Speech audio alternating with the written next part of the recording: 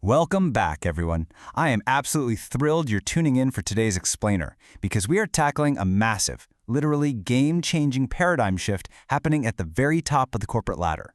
We're looking at how AI isn't just, changing how the day-to-day work gets done, it's radically rewiring the entire executive landscape, and specifically, the rapidly expanding universe of the CIO. If you've been paying even a little bit of attention to the corporate world lately, you know tech leaders are no longer just the folks keeping the servers running, right? They're being asked to completely reimagine their organizations from the ground up. So today, we are going to break down the 6 new rules of strategic IT leadership and the outdated mindsets they are officially replacing. Okay, let's dive right into our roadmap. We're going to cover this shift through 3 distinct domains. First up, architecting the strategic vision. Second, mastering operations and finance. And third, fostering culture in teams. So, part 1, architecting the strategic vision, moving from an order taker to a transformation architect. Let's step right into the boardroom where this high-level strategic evolution is happening. Let's look at the first major shift. There's honestly almost a nostalgic feel to the old rule here, which was basically answer to the CEO. For most of corporate history, the CEO looked out at the horizon, figured out the organization's North Star, and then just handed that vision down. The CIO's job? Well, it was mostly just to make sure the servers didn't catch fire while executing it. But look at the new rule. Work with the CEO to create a vision. You aren't just taking orders anymore. You are actively co-creating the future of the company. Today's IT leaders absolutely have to be joined at the hip with their chief executives. To really hammer this home, check out this insight from Sharon Stuffelbeam. She's the Managing Director of CIO Solutions at Pb.Digital. She notes that the CIO is now the most well-equipped executive to understand the value of leveraging new tech, especially AI. Think about it, because AI introduces so many wild new variables, the technology leader is uniquely positioned to anticipate future impacts, calculate those sneaky hidden costs, and foresee the risks. You can't just build the ship anymore, you actually have to help decide where it's sailing. And this brilliantly illustrates our next massive shift. The old rule was simply to enable business outcomes. When the C-suite needed a new software tool to speed up sales, IT provided it. But just enabling outcomes? That's completely obsolete now. The new rule is architect the business of the future. The expectation isn't just to buy or build tools to help the current business run, slightly better. The mandate today is full-scale organizational redesign. Alan Tate, the executive chair of the MIT Sloan CIO Symposium, perfectly captures this new reality. Executive teams are seriously ratcheting up their expectations. It's no longer a question of, hey, what can AI do? Instead, it's, how do we redesign the entire organization with AI? CIOs are essentially functioning as transformation architects now. They've got to guide their peers through the incredible uncertainty of blending human capabilities with machine intelligence. It's really about designing a company that uses AI responsibly and effectively right from the ground up. Moving on to Section 2, mastering operations and finance, or understanding the machinery of the business.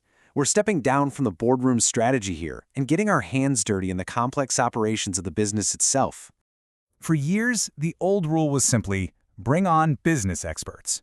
IT leaders knew they couldn't just focus purely on tech, so they relied heavily on functional business partners to explain their pain points. They'd just wait for the marketing or supply chain experts to tell them what was broken. Well, that old habit definitely doesn't cut it anymore. The urgent new rule is, be an expert on your business. You literally can't wait to be told how the business works. You have to understand the full scope and scale of your organization's operations, almost exactly like a chief operating officer would. Jeff Sturman, a managing partner at Witt Kiefer, calls this having a panoramic view.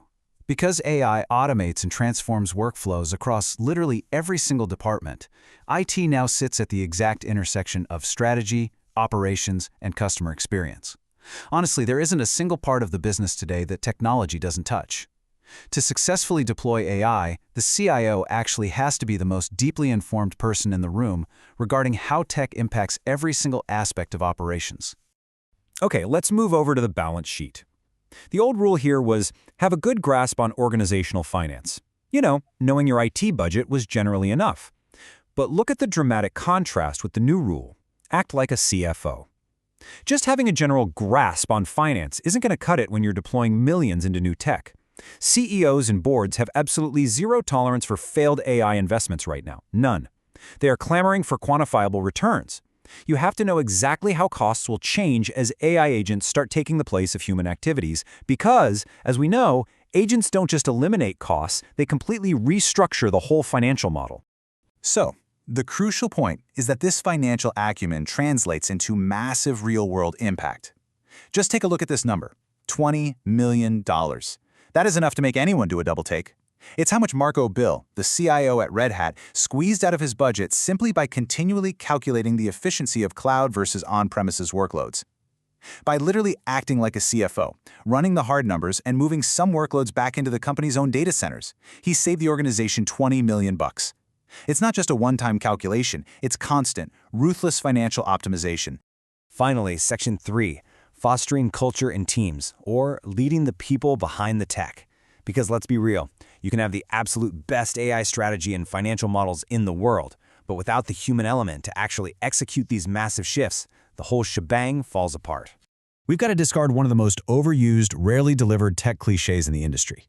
The old rule, fail fast. We've all heard it a million times, right? But simply jettisoning unpromising projects quickly just isn't enough anymore.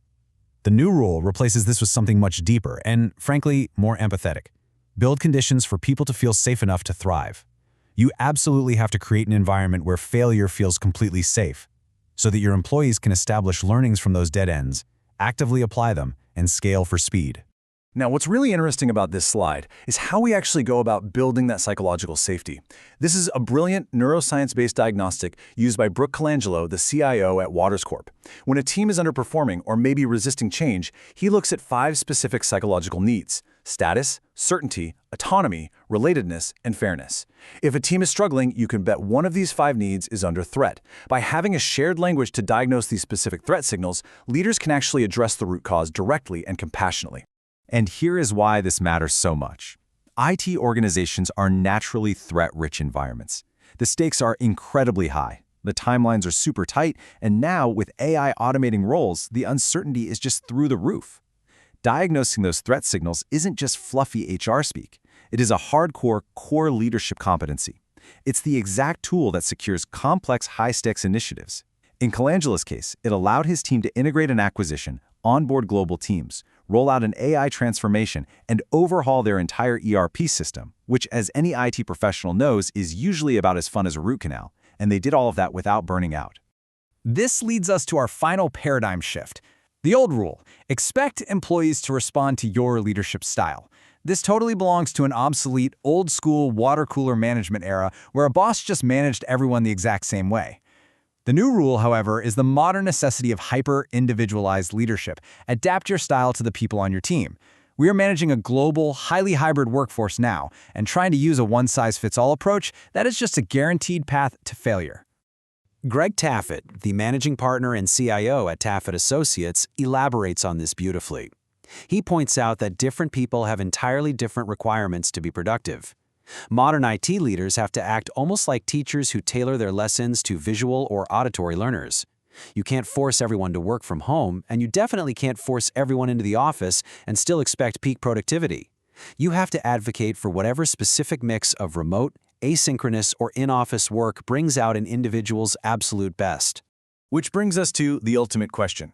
We've seen how the CIO role has completely evolved, from order taker to visionary, from tech expert to business and finance master, and from a standard manager to a truly empathetic leader. AI is accelerating all of this, creating a landscape filled with incredible opportunity, but also, let's face it, immense ambiguity. As Alan Tate pointed out earlier, there won't always be consensus. The job now is literally leading through tension. So, I'll leave you with this provocative thought to reflect on. In this new era of AI-driven transformation, are you ready to execute executive judgment under uncertainty? Think about how these 6 new rules apply to your own environment. Thanks so much for joining me on this explainer. Keep learning, and I'll catch you in the next one.